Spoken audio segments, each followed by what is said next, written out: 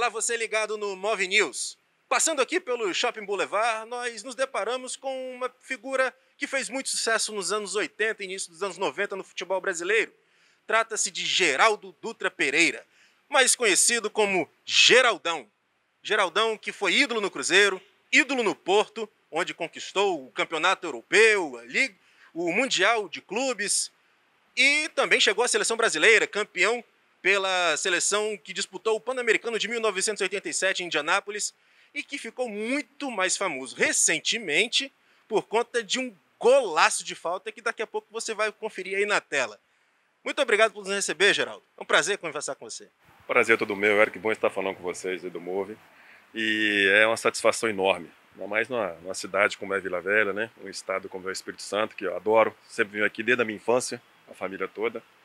E é isso, rapaz. Um prazer estar aqui participando do seu programa. E o fundamental é que contando a minha história, né? Quando eu comecei a jogar no Cruzeiro Esporte Clube, sou de Governador Valadares. E fui para o Cruzeiro com 13 anos de idade, levado pelo meu irmão.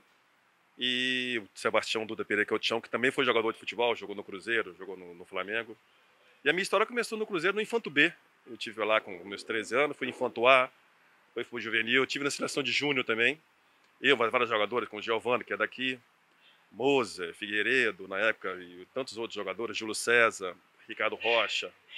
E foi uma fase na minha vida muito boa. Depois eu estive no Catar, o qual fiquei 3 anos e meio no Catar, em Doha. Fui um dos primeiros brasileiros a jogar no Catar. E fomos campeão de tudo lá. Nosso time também, nossa equipe era uma equipe muito boa, um país maravilhoso, que acolhe bem os brasileiros, né? Sempre acolheu. Na época, como treinadores, tinha lá o Procópio Cardoso, o Nelsinho, Evaristo de Macedo e tantos outros, Oswaldo de Oliveira.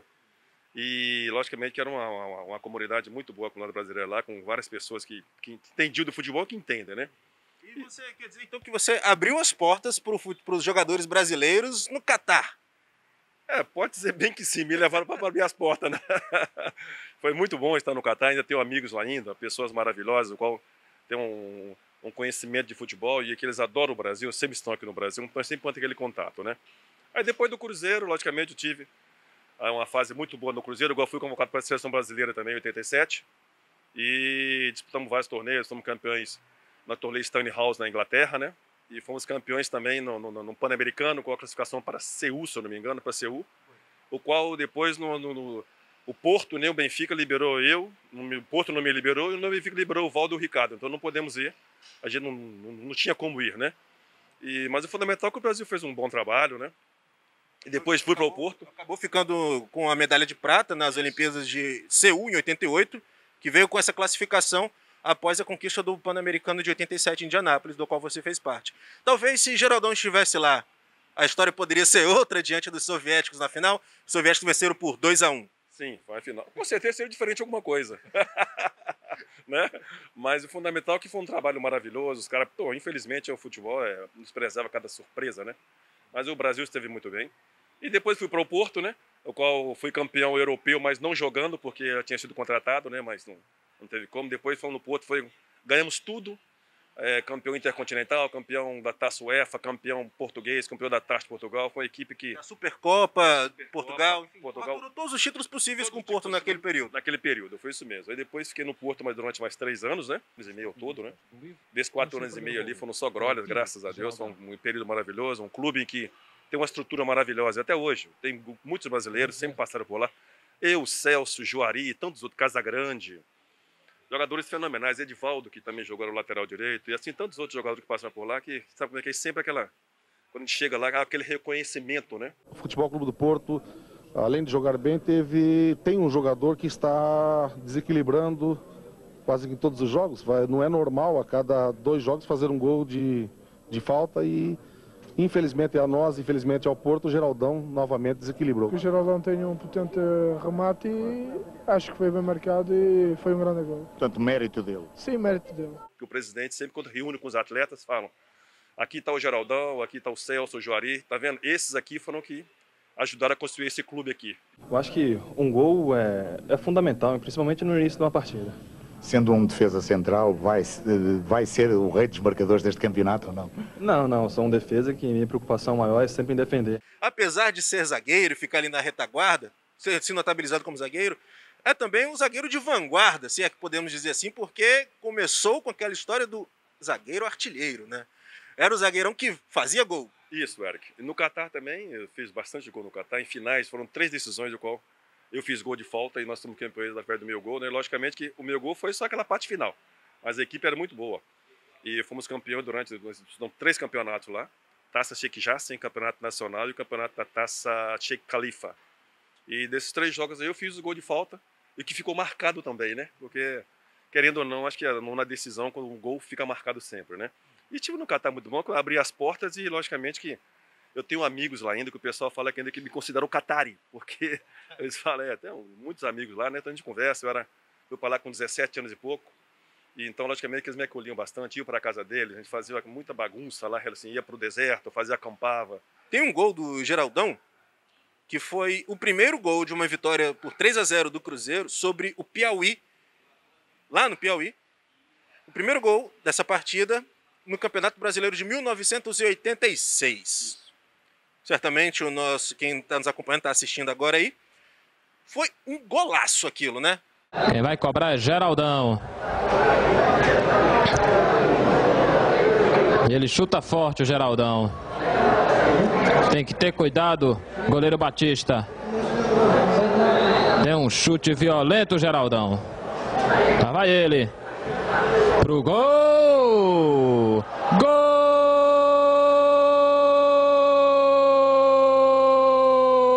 do Cruzeiro! Geraldão!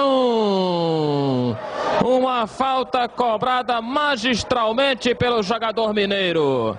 Eu falei que ele cobrava bem, que era uma das armas do Cruzeiro. Chute de Geraldão, com força e com efeito. Eric, eu acho que a diferença de uma coisa, a bola na época era de cor, era diferente das bolas de hoje, né? Então a bola, você conseguia meter curva na bola, você metia curva na bola. Hoje você dá uma pancada no meio da bola, ela sai variando, né? Ela sai daquele jeito, mas também conseguir manter um pouco de curva, né? Mas naquela época era muito difícil e a gente treinava bastante. E eu sempre tive felicidade de fazer gol de falta. Foi um chute fenomenal, tanto que no vídeo você vai ver que a falta é feita mais no fundo, eu trouxe ela um pouco mais para o meio, pega um pouco de ângulo, né? E a curva que ela faz é uma curva maravilhosa. Tanto que depois que dá é que ela vai sair, não vai chegar no gol. Tanto que o goleiro segura na trave, né? Pensando que a bola ia para fora, né? Foi um chute maravilhoso. Assim também eu fiz um gol também em Portugal também, que também foi um gol maravilhoso, só que a câmera não estava focada, sabe como é que é, no meio do campo, não deu bem. Essa, quando o Flamengo do Piauí, a câmera tá bem, deu para você ver a curva, né? Mas foi um gol maravilhoso. O meu filho viu esse vídeo, rapaz, ele pegou e colocou na internet. Rapaz, aquele negócio eu fiquei vendo quando ele estava morando na Romênia. Ele colocou na internet e tal, e viralizou. E eu também não tinha visto, por incrível que pareça. Eu nunca tinha visto aqui na época de 86, não tinha esse conhecimento. Assistia na TV, eu não via mais. Então alguém entrou lá do Piauí e colocou meu filho entrou em contato com essa pessoa, não me engano, TV, não sei se não lembro o nome da TV. Rapaz, o cara conseguiu para ele colocou e viralizou, e foi um gol lindo. E até hoje as pessoas me cumprimentam bastante em relação a esse gol que eu fiz no Cruzeiro, e que hoje o mundo todo está vendo, que ele fala que é o segundo gol mais bonito, outros falam que é o mais bonito que é o primeiro. Mas o negócio que todo mundo está vendo, obrigado. Mas a batida, principalmente, tem que ser contada, né? Como é que era esse tipo de batida que você fala para dar tanta força e tanta curva numa bola? É aquilo, eu via muito o Nelinho treinando no Cruzeiro. O Nelinho é outro exemplo de grande batedor de falta, e até comentaria isso com você. Parece gol do Nelinho, a gente vê. Ele até falou, quando eu fiz o gol, ele foi lá na Toca da Raposa e falou, pô, Geraldão, que gol bonito. Aí eu falei, não, moço, eu ainda acho que é o melhor. Ele pegou e falou, não, o meu a bola estava em andamento. Então, tanto que eu cruzo, mando a bola para mim, toca a minha bola pica, eu vou meter a curva. Mas a sua não, a sua foi bola parada. Então você colocou curva na bola. Eu falei, a diferença está aí. A diferença está aí, Geraldo. Então eu via sempre treinando, e lá na Toca tem ainda esse paredão, o que a gente fica treinando logo após os jogos, então ele lavava a barreira, né, móvel, né, e a gente ficava treinando sempre lá, sabe como é que é, alguns jogadores, e felizmente foi numa dessas aí que eu fui aprendendo, fui batendo, sabe como é que é isso, é treinamento, mas a pessoa nasce com esse dom de bater falta, não é qualquer pessoa que maravilha com isso, como o Marcelinho Carioca bate falta muito bem, o Branco no Porto, a gente foi artilheiro lá durante um ano lá, porque, pô, só dava eu e o Banco batendo de falta, eu era chamado de pé canhão e o Bomba era o Bomba, o Branco era o Bomba, né, então foi, sabe como é que é, treinamento mesmo. E hoje no Brasil está difícil de ver um jogador batendo na bola, não sei porquê. Aquele que você olha assim, e falta na entrada da área, é para esse cara aí. É isso aí. Como tivemos vários jogadores, Ronaldinho, tivemos Rivaldo, tivemos Roberto Carlos, tivemos tantos outros antes aí, né? O Branco. Pô, então vários. Aquele Marcelinho Carioca, batia muito bem na bola. Juninho Pernambucano e tantos outros, né? Desculpa se eu esqueci de algum aqui. Um monte, né, cara? Mas felizmente, infelizmente, quer dizer, no Brasil hoje não temos, tá difícil, eu não sei porquê. Acho que não deixa o atleta bater falta mais depois do treinamento. Eu não sei por que está acontecendo isso. Eu acho que é mais não deixar os atletas ficarem batendo falta. Após que pode ter lesão, pode sentir alguma coisa. E o futebol está muito corrido, né? O futebol está muito mais corrido do que antigamente, mas eu acho que a intensidade, tudo está diferente, né? Mas eu acho que temos que deixar os atletas treinarem mais, baterem mais falta, sabe como é que isso é fundamental. Isso decide gols, hein? Esses jogos também. Aí. E vamos conversar agora também sobre a sua partida disputada aqui no Espírito Santo, né? Pela Portuguesa já, e chegou a enfrentar a Desportiva Ferroviária em 93. Isso, é isso? Foi em 93, nós viemos aqui contra a Portuguesa jogar contra o Desportiva, né? O nosso time era muito bom da Portuguesa, nós tivemos o Denner, Fernando, Capitão, Bentinho, Dinei, Maurício. Era um time maravilhoso, tanto que subimos para a primeira, né? E tivemos aqui jogando com o Desportivo, o Andrade estava encerrando naquele ano, também jogou aqui também. O time do Desportivo é muito boa. E eu venho aqui de vez em quando, sabe? Vejo aqui, eu venho sempre aqui no time lá em Colatina, no CT lá do Ratinho, do Edmilson, né? E fico olhando, pô, como é que um estado da região sudeste aqui, como é o Espírito Santo, não tem uma equipe representando, né, o nosso estado aqui. Que eu acho que eu falo nosso porque eu também me considero um capixaba também, sabe? Eu sou do mundo, mas eu adoro aqui o Espírito Santo. E não tem uma equipe que represente aí o nosso estado aí, sabe? O estado do Espírito Santo. Porque condições tem estádios bons, tem atletas. Isso aqui é um celeiro de atletas, entendeu? Faltam oportunidades aqui. Acho que alguém tem que preocupar um pouquinho mais, sabe, com o futebol aqui, capixaba, porque com certeza material humano tem. Falta um pouco mais, que é o que eu posso dizer, de organização, não, de investimento um pouco. O futebol tem que investimento. E dar condições aos atletas, sabe como é que é? Porque isso aqui, vão continuar sendo a mesma coisa. Vão vir pessoal de fora, pegam o atleta com seus 13, 14 anos, levam para fora, e aqui o futebol continua indo nessa decadência em relação a um campeonato, né? E alguém disputando, levando cada vez mais o nome do estado do Espírito Santo para o Brasil e para o mundo, né? Agora essa partida contra a Desportiva saiu de campo com a vitória. Você acredita que eu não lembro? Sério, não tenho certeza. Eu sei que foi um jogo durinho. Foi um jogo duríssimo, um jogo duro, muito duro. Mas não lembro se nós conseguimos uma vitória aqui não, porque aqui era muito difícil conseguir uma vitória. Muito difícil. Perfeito. Agora, você falou justamente aí dos jogadores saindo muito cedo, né, dos talentos saindo. Isso talvez seja um dos motivos para as pessoas não terem mais aquele apego com a seleção brasileira, profissional ou a principal. Porque às vezes a pessoa olha a escalação, não conhece 3, 4 jogadores que saíram daqui muito novo e jogam em campeonatos que não são transmitidos aqui. Como assim? Você acredita que tem uma relação, a pessoa sair jovem daqui e chegar lá no futebol do exterior e depois ser convocado pela seleção brasileira, talvez isso diminua o apreço da torcida, do torcedor brasileiro não ver mais os grandes craques vestindo a camisa da seleção brasileira e também dos times locais, das equipes nacionais? Mas eu acho que a base de tudo é plantar aquela sementinha. Eu acho que participando aqui, alguém que joga no Rio Branco, no Vitória, no Desportiva, no time da Serra, em qualquer outra equipe aqui de Linhares, e que joga aqui, a pessoa planta aquela sementinha, logicamente que vai para fora. Que é do Flamengo também vão, do Cruzeiro também vão, do Atlético também vão, de todo São Paulo vai para fora também cedo. Em relação à seleção, o que é? Então vão daqui e vão para fora, é uma oportunidade que eles estão tendo na vida. Você vê a seleção da França hoje, muitos jogam fora também, mas só que estão na Europa. A Europa é pequena em relação, assim, que eu falo assim, um país próximo do outro, né? Muitos jogadores franceses estão jogando na Espanha, na Inglaterra, né? Em Portugal, em outros lugares, então depois reúne todo mundo. Na Argentina nem se fala também. A maioria dos jogadores... Concentrado em Buenos Aires? Não. Estão todos fora da Argentina, né? Vários jogadores que estão fora, estão na Inglaterra, estão na Espanha, estão na Itália. Então, logicamente, eles recrutam os atletas para a seleção brasileira. O que eu acho diferente é que seria muito bom se eles estivessem aqui. Mas, infelizmente, a competitividade financeira. Né? Então, a pessoa tem que procurar o que é melhor. Agora, que falta... Nós fomos campeões em 2002, pô, em 94, com muitos jogadores jogando fora do Brasil. Né? Então, isso não é um motivo para a gente ficar batendo nessa tecla. Porque os jogadores estão fora. Eu acho que tem sim. Quando vem para cá, vem com comprometimento. Eu lembro muito bem que os jogadores jogam na Europa. Lá vai jogar 8 horas da noite. Aqui no Brasil são meia-noite. E os jogos aqui eram 9 horas, 9h30, que já era meia-noite e meia lá.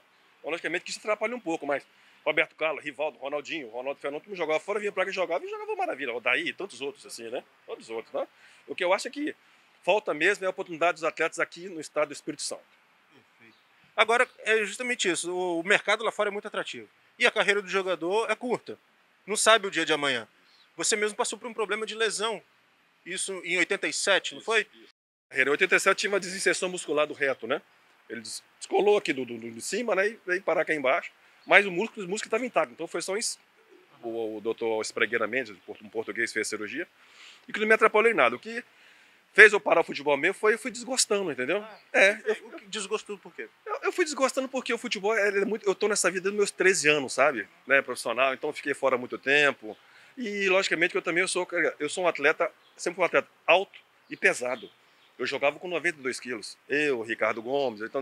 Então a gente, com a idade vai chegando, com seus 30, 31, você vai sentindo. Então você tem que saber o momento certo, o ponto, o time certo pra você parar de jogar futebol. Não você fica assim, é ridículo, né? Vai jogar até os 90 como defesa, como zagueiro. Não tem como você acompanhar um Denner da época, um Carlos Miguel e assim, tantos jogadores velocistas que tinham que não tinha como acompanhar, porque aí fala que a gente era lento, mas não é um jogador de 1,94 m, como eu sou. Acompanhar o Denner Daquele jeito, naquela explosão toda, né? Aí fala, fica lento, então é melhor antes de começar a falar mal de mim, vou parar que já deu pra mim. Parar no auge, é isso aí. Agora, o que você pode dizer da sua relação com o Denner, o convívio com ele? Porque foi um jogador que realmente a tragédia que foi a partida dele, a despedida dele, marcou muito o Brasil inteiro.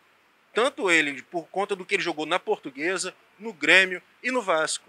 O jogador, aquele Denner, era um jogador que dentro de campo ele era indiscutível para mim, era um dos melhores centroavantes na época, sabe? Um jogador velocista, um jogador rápido, inteligente, um jogador maravilhoso. Fora de campo, era um menino que era muito carente. Precisava de pessoas, sabe como é que é, para dar o seu lado e falar, olha, segura, dá um tempo aqui, dá um tempo ali. Ele tinha também invertido também, tinha um problema que ele não conseguia dormir muito bem à noite. Então à noite para ele não bebia, não fumava, ele gostava de sair à noite. E a concentração para ele é um problema, ele não conseguia ficar 2, 3 dias na concentração. Isso para ele era morte. Ele tinha que sair, voltar, chegar às 4 da manhã, 5, mas não bebia nem nada, ele gostava da noite para sair, sem beber. Então tem jogadores que são assim, eu tive convívio com vários jogadores que de madrugada, os caras não acordavam, ficavam jogando sinuca, e no outro dia treinar pela manhã também não gostava, porque gostava de dormir até amanhã, até 1 hora da tarde. Mas quando chegava no campo, os caras, a gente fala assim, ó, deixa o menino dormir até 1 hora da tarde, que no final vai dar bicho para nós. Então era assim que a gente fazia na Portuguesa, todo mundo entendia. Era o seu Pepe, depois foi o Antônio Lopes lá como treinador, e todo mundo tinha aquele já conhecia o Denner como é que era, então a gente respaldava, dava todo respaldo para ele, ó, deixa ele quietinho, deixa ele dormindo quietinho, e com certeza à noite nós temos um bicho aí, com certeza. Você disse que você, chegando já na maturidade, por volta dos 30 anos, já estava se sentindo pesado, não conseguia acompanhar os outros, mas também existe aquela questão do comprometimento, desde os 13 anos envolvido com futebol, cansa um pouco a mente do atleta, tipo assim, poxa, agora eu posso ter uma vida um pouco mais normal. Cansa sim, lembra que eu também tive meus filhos também muito jovem também, né? Eu não aproveitei meus filhos na sua infância, não aproveitei, então isso aí, sabe como é que você chegava em casa, treinava, e você tem aquele compromisso, clube grande, cara, tá sempre, você perdeu 1, 2, já cai o Carmo e a Trindade, sabe como é que é, todo mundo cai em cima, tudo. Então aquela preocupação, a gente concentrava na sexta-feira no Porto para jogar no domingo, e depois do jogo era concentrado, liberava segunda-feira de manhã após o treino, e na terça-feira, quando tinha Champions League, na segunda-feira à noite, estava concentrando novamente para se jogar na quarta-feira. Então, sabe como é que era sempre jogos, na Europa, jogos, sabe como é que é assim, todo final de semana, como é aqui no Brasil. Só que na Europa é o seguinte, nós estamos na Europa, você vai 1h30 até a França, 1 hora até a Espanha, tá? Agora que no Brasil não, aqui pra você fazer um voo aqui, você quer um calor, você vai lá para o Nordeste, você quer frio, tá? Então, muda muito isso, né? E o desgaste no Brasil acho que é bem maior do que você jogar na Europa. Nunca ninguém do Benfica, ninguém de clube nenhum, de espécie alguma, logicamente que as pessoas não aceitam. Logicamente que você, no auge da carreira, dizendo bem, com 27 anos, saia, né? Do clube como é o Futebol Clube do Porto. Mas eu tenho problemas familiares, já arrastando já 1 ano e meio. Eu penso em retornar ao Brasil, minha família é muito unida e eu quero ainda aproveitar com eles já. Tive 3 anos e meio na Arábia, estou aqui 4 anos, então logicamente que eu sinto falta dessa família. E outra coisa que é fundamental aqui no Brasil também, eu acho que está faltando um pouco mais de conhecimento das pessoas que estão no futebol. Cuide melhores dos gramados, dos campos brasileiros. Os gramados estão horríveis. Um país desse com o clima tropical que nós temos aqui, não é possível que você vai ter certos campos aqui no Brasil que não tem condições de praticar um bom futebol. Você vai jogar num Barcelona, em qualquer outro estado no Porto, no Benfica, são estádios maravilhosos, sabe como é que é? Gramado maravilhoso. Aqui não. Você vê o Maracanã, tem hora que tá horrível, você vai no Sul, tá horrível, 3, 4 jogos. Não pode. Isso, logicamente, com um bom palco tem que ter um bom espetáculo, com certeza. É isso. É isso aí. Agora, pra gente encerrar, você está falando aí de um fator importante, né? Que é o tapete, onde os craques vão desfilar, que precisam ser melhor cuidados. Agora também um conselho, uma dica para o futebol capixaba e para o futebol brasileiro melhorar, cuidar melhor dos seus atletas, né? Como você disse, os capixabas saem, vão fazer sucesso lá fora, como a gente conversou antes da entrevista, o Sávio, Maxwell, Aldair, o Giovani Aldair, grandes jogadores. E um conselho aí para o Rossato. futebol Rossato, um conselho para o futebol capixaba alavancar. Olha, tudo isso tem que ter um início, né? Tem que dar o primeiro chute, né? Eu acho que o fundamental é conseguir unir forças dos empresários, a federação, para que possa investir, tá? Dar oportunidade a certas crianças que estão aí nesse estado todo aí, são crianças com capacidade. Há um mês atrás veio um olheiro do Santos, o Balu, que veio ver jogadores aí do Vitória e levou 2 jogadores para fazer teste lá no Santos. Jogador de 13 anos, 14 anos. Então é fundamental, sabe como é que é? O povo daqui, sabe como é? Os seus dirigentes, reunirem, pô, sabe como é que é? E fazer uma coisa legal, que o Espírito Santo merece. Tem estádios bons, maravilhosos, vem time do Rio jogar aqui, vem de Minas jogar aqui. Pô, e o daqui? Vamos investir um pouco no Rio Branco, no Vitória, sabe como é que é? No Desportivo. Acho que merece isso aqui, sabe como é que é?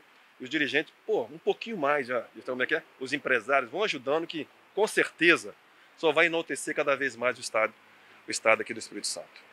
Perfeito. Tá aí. Esse é o Geraldão, dando o papo reto para você, amante do futebol capixaba, ou que está precisando acompanhar um pouco mais. De qualquer forma, se você viu aquele gol dele contra o Piauí, aqui ele explicou como é que aconteceu tudo.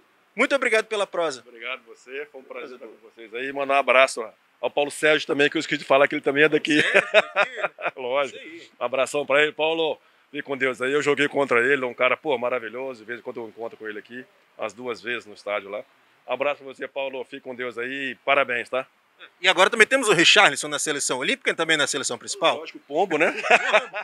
É o cara, tá aí. Parabéns. Tá um projeto bom lá em Nova Venécia, né? O time que ele tá montando ali, o Nova Venécia Futebol Clube, o Leão do Norte. Exatamente, é isso aí. Tá fazendo essa parte dele aí. Logicamente que ele viu nesse meio, né? Então tá ajudando, isso é fundamental. Parabéns, Charleston. E continue assim, cara, com essa humildade, e aí você vai longe. O futebol passa, hein? O pessoal fala, mas os grandes homens perduram-se para sempre, tá ok?